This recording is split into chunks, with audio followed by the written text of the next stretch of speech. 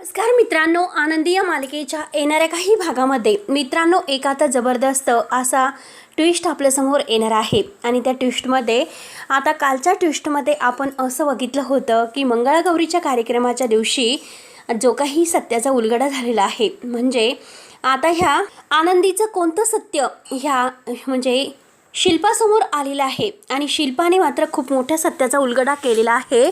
आणि शिल्पा आता जेव्हा चक्करून खाली पडलेली असते, नक्की ह्या सगळ्या गोष्टीचं कारण काय असेल, शिल्पा आणि आनंदी ह्या दोघींचं नातं कोणतं आहे, हे आपण आजच्या या व्हिडिओमध्ये सविस्तर बघणार आहोत. तेव्हा शिल्पाची कोणती अवस्था होते, इतकी कडक असणारी शिल्पा एका धक्क्याने मात्र आनंदीसमोर कशी नमन होते, असं कोणतं नातं त्या दोघींमध्ये असेल, हे आपण सविस्तर बघूयात.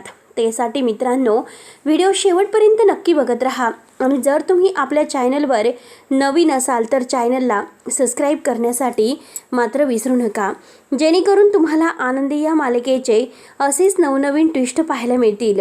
तेव्हा हे बघा मित्रांनो, आनंदी या मालिकेच्या मंगळागौरी कार्यक्रमाविशेष भागामध्ये आनंदी ही आता ही मंगळागौरीचा कार्यक्रम तिने मस्त एन्जॉय केलेला आहे. आणि शिल्पाचा जळफाट होत असतो की काही करून आनंदीला हा कार्यक्रम एन्जॉय करायला नकोय आणि या घरात तिचं अस्तित्वच टिकायला नको.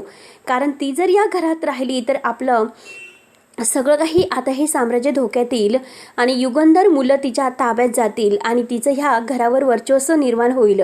मग या घरात आपल्याला कवडीची किंमत राहणार नाही, फक्त या घरात नोकरासारखं आपल्याला म्हणजे राहावं लागेल. म्हणून ती आता आनंदीला नक्की ह्या कार्यक्रमात कोणती दुखापत करण्याचा प्रयत्न करत आहे. आणि तिला अशी कोणती दुखापत तिने केलेली आहे की जेणेकरून आनंदी खाली पडेल आणि आनंदीचा पाय वगैरे मोडेल. म्हणून आनंदीला आता काही करता येणार नाही, असं काहीतरी आपल्याला करावं लागेल असं मात्र तिने ठरवलेलं असतं. परंतु आता घरामध्ये जे सगळेजण मंगळागौरीच्या कार्यक्रमामध्ये मग्न झालेले आहेत. आनंदीने छान पूजा एकदम समिधासारखीच मांडलेली आहे आणि ती साडीमध्ये एकदम समिधासारखी दिसत आहे. समिधाचं ते रूप बघून आता शिल्पाला असं वाटतं की नक्की आपल्या समिधाची सगळे हक्क हीच घेणार आहे. मुलं जर आता यांच्यामध्ये ह्या आनंदीमध्ये समिधाला जर त्यांनी शोधलं आणि समिधा म्हणून आता त्यांनी आपल्या आईचा स्वीकार केला या आनंदीचा, तर आपला अवघड होईल आणि आपल्याला मुलं विचारणार सुद्धा नाही. म्हणून शिल्पाचा इतका जळफाट होतो. शिल्पा धावतच येते आणि आनंदीला ढकलून देते, जेणेकरून आनंदी तोंडावर पडेल आणि तिला काहीतरी दुखापत होईल आणि एकदाची ती कंबर मोडून वगैरे खाली बसेल असं तिला वाटत असतं. पण जेव्हा मात्र ती आनंदीचा ब्लाऊज ओढायला जाते तिला खाली पाडायला, त्याच वेळेस आता शिल्पाला एक अशी चंद्रकोर दिसलेली असते, जी चंद्रकोर आता तिच्या भूतकाळाची संबंधित जोडली गेलेली आहे. ती चंद्रकोर बघून शिल्पाला फार मोठा धक्का बसतो. शिल्पा डायरेक्ट आता तिच्या पायाखालची जमीन सरकते आणि जोरात ती आता अगदी काहीतरी ओरडते आणि काहीतरी ओरडून मात्र खाली पडते. शिल्पाला अशी अचानक चक्कर का आली असेल, नक्की काय झालं असेल. खेळता खेळता शिल्पा खाली पडली, पण ती तर खेळत सुद्धा नव्हती, आनंदीकडे रागाने बघत होती. आनंदीला ती रागाने ओरडत होती. मग नक्की असं काय झालं म्हणून सगळ्यांना एक धक्काच बसलेला असतो. सगळेजण धावतच शिल्पाताई शिल्पाताई करत येतात, परंतु शिल्पा मात्र बेशुद्ध अवस्थेत असते. शिल्पाला काय झालं हेच काही कळत नसतं. आणि त्याच वेळेस आता शिल्पा खाली पडणार, तोच आनंदीने तिला धरलेलं असतं आणि खाली पडण्यापासून शिल्पाला तिने वाचवलेलं आहे. पण शिल्पाला नक्की अचानक असा कोणता धक्का बसला याची सर्वांना आता एक वेगळंच टेन्शन आलेलं असतं. सगळेजण म्हणतात की लवकरात लवकर शिल्पाला हॉस्पिटलला न्यायला हवं, कारण शिल्पा काहीच बोलत नाही. शिल्पाला जबर धक्काच बसलेला असतो. शिल्पाला पूर्ण तिचा भूतकाळ आठवायला सुरुवात होते. शिल्पा मात्र आता बेशुद्ध अवस्थेत असते. तिला घाईने आता सगळेजण हॉस्पिटलला घेऊन येतात. आनंदीसुद्धा तिच्यासोबत आलेली असते आणि शिल्पाताई काय झालं, उठा ना शिल्पाताई असं ती करत असते. परंतु शिल्पाला अजूनपर्यंत काही शुद्ध आलेली नसते आणि सगळेजण देवाला हात जोडून प्रार्थना करतात. आणि आनंदीने सुद्धा देवाकडे मागणी केलेली असते की देवा शिल्पाताईंना काही होऊन देऊ नको. आता शिल्पाताई खरंच कितीही मनाने कठोर असल्या पण त्या चांगल्या आहेत, या घरात त्या शिस्तीच्या आहेत, कडक आहेत, पण त्यांची खरंच या घराला गरज आहे. या घरावर त्यांचं प्रेम आहे, माया आहे, ममत्व आहे. म्हणून शिल्पाताईंना काही होऊन देऊ नको देवा, काही कर पण असा काहीतरी चमत्कार कर, लवकरात लवकर शिल्पाताईंना शुद्धीवर येऊन दे म्हणून आनंदी देवाजवळ प्रार्थना करत असते. तेव्हा युगंधर विचार करतो की आनंदी काय इतकी चांगली असेल, काय इतके गुण करत असेल. कारण आता शिल्पा ही तिच्याशी कसं वागते, शिल्पाताई तिचा रागराग किती करते, काय काय करते, पण तरीसुद्धा आनंदी काही आपली बाजू सोडत नसते. आनंदी किती म्हणजे चांगली आहे, दुसऱ्याच्या मनाचा ती किती विचार करते. म्हणून युगंधर आनंदीला म्हणतो की आनंदी, अगं तुला कसं इतकं चांगलं वागायला जमतंस गं. प्रत्येकजण तुझ्या या घरामध्ये रागराग करतात, पण तू असं नक्की काय असं म्हणजे तुझ्यामध्ये आहे सहनशीलत्व, तरीसुद्धा मात्र तू इतकी छान वागते.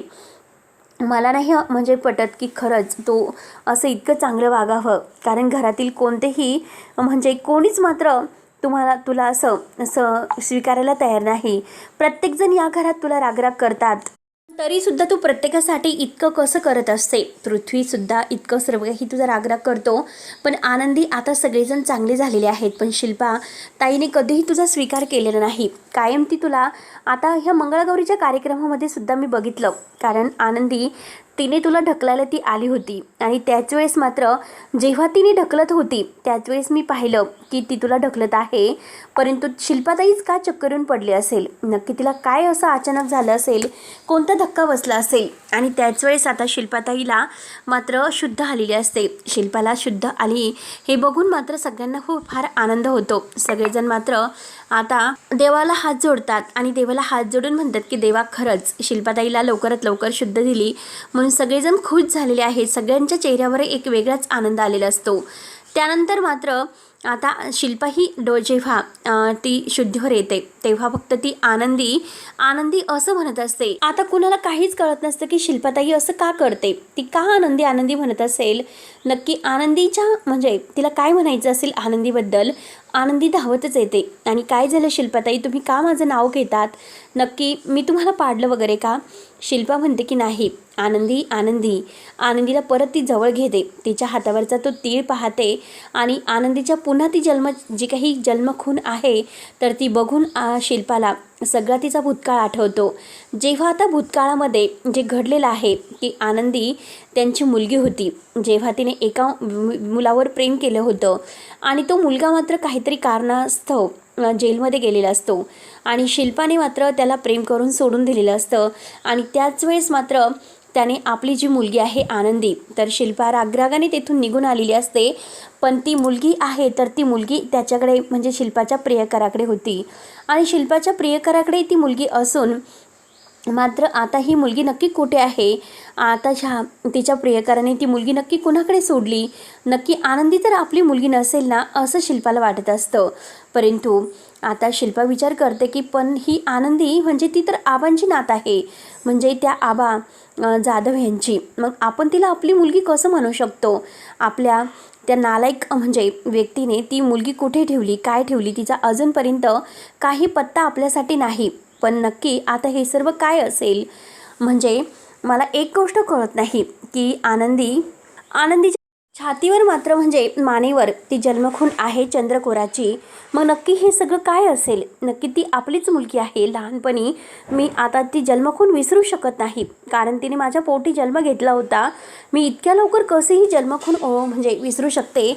आणि एकतर म्हणजे तिच्या हातावर सुद्धा तीळ आहे आणि आपल्या मुलीच्या हातावर सुद्धा तीळ होता. नक्की आता हे सगळं काय उलगडं असेल. आता हे सगळं जे काही असेल ते फक्त आपल्या त्या नालायक नवऱ्याला माहिती असेल, कारण शिल्पाचं आणि त्याचं मात्र एका वेगळ्याच गैरसमजावरून भांडण झालेलं असतं. शिल्पा थोडी ताईट असते आणि तिने काही त्याला समजून घेतलेलं नसतं आणि ताईटपणामुळे त्यांचा घटस्फोट झालेला आहे. आणि शेवटी असं काहीतरी आता एक असं घडलेलं असतं, म्हणून शिल्पाचा नवरा जेलमध्ये गेलेला असतो आणि जेलमध्ये जाण्या अगोदर त्याने आनंदीला मात्र आबांकडे सुपूर्द केलं असतं, कारण ते दोघं एकमेकांचे मित्र असतात आणि एकमेकांचे मित्र म्हणून एक खास मित्र आपल्या मुलीला सांभाळू शकतो आणि तोच तिला आपलं प्रेम देऊ शकतो. म्हणून त्याने त्या आबांकडून वचन घेतलेलं असतं की आबा, किती काही झालं तरी माझ्या आनंदीला तुम्ही परक मानू नका, तुमचीच नात म्हणून तिचा स्वीकार करा आणि तिला कधीही असं भासून देऊ नका की ती माझी मुलगी होती, ती तुमचीच मुलगी आहे असं तिला प्रेम द्या. तिला आईचं सुद्धा प्रेम द्या आणि बापाचं सुद्धा प्रेम द्या, कारण आपली मुलगी आंधळी आहे हे आईला सुद्धा माहिती नव्हतं, ते फक्त मला माहिती होतं. आणि माझी बायको कोणत्या कारणास्तव सोडून गेली. तिचा जो काही रागीट स्वभाव आहे तर तो खरंच माझ्यासाठी खूप मोठा एक धोकादायक घडला. त्यामुळे आता किती काही झालं तरी शेवटी तुम्हीच तिचे आई बाबा आहात म्हणून त्याने आबांकडून वचन घेतलेलं असतं. आणि आबा हे स्वभावाने चांगले असतात म्हणून ते इतक्याशा छोट्याशा आनंदीला आपलीच नात मानतात. आरती आणि आर्चीप्रमाणे मात्र त्यांनी आनंदीचा सांभाळ केलेला आहे आणि आत्तापर्यंत तिला कोणताही दुरावा न देता शेवटी तिचा सांभाळ केलेला आहे. आणि हे फक्त आता आबा जाधव यांनाच माहिती असेल आणि एकतर आपला नवरा तर त्याला माहिती असेल नक्की हे गुपित काय आहे, आनंदी कुणाची मुलगी आहे. म्हणून शिल्पा आता विचारते की नक्की आनंदी तू कुणाची मुलगी आहे, तुझ्या आईवडिलांबद्दल तुम्हाला सांगू शकतेस का. आनंदी म्हणते की तुम्ही असं का विचारतात आज मला, कारण मी फक्त आबांची नात आहे आणि माझे आईवडील लहानपणी गेले एका खूप मोठ्या अपघातामध्ये आणि मलाच माहिती नाही की नक्की हे सगळं कधी काय. मी खूप लहान होते आणि लहानपणी हे सगळं घडलेलं आहे. आनंदी जेव्हा तिच्या तोंडातून हे सगळं शिल्पाला सांगते म्हणजे शिल्पा नक्कीच आणखीन चक्रव्यूहात पडते. कारण तिला असं वाटतं की आनंदीला सुद्धा आई बाबा नाहीत. मग नक्की ह्या सगळ्यामागे कारण काय असेल, ही खरंच आपली मुलगी असेल का, असा प्रश्न तिला पडलेला असतो. म्हणून ती आता विचार करत असते की नक्की काय असेल. तर सगळेजण आता ह्या शिल्पाच्या जवळ येतात. शिल्पाला विचारतात की आता युगंधर म्हणतो की काय झालं शिल्पाताई, अगं कसलं इतकं टेन्शन घेते, ज्या आनंदीचा तू इतका रागराग करते आणि आज फक्त शुद्धीवर येताना तू तिचं नाव घेतलं, नक्की असं काय घडलेलं आहे.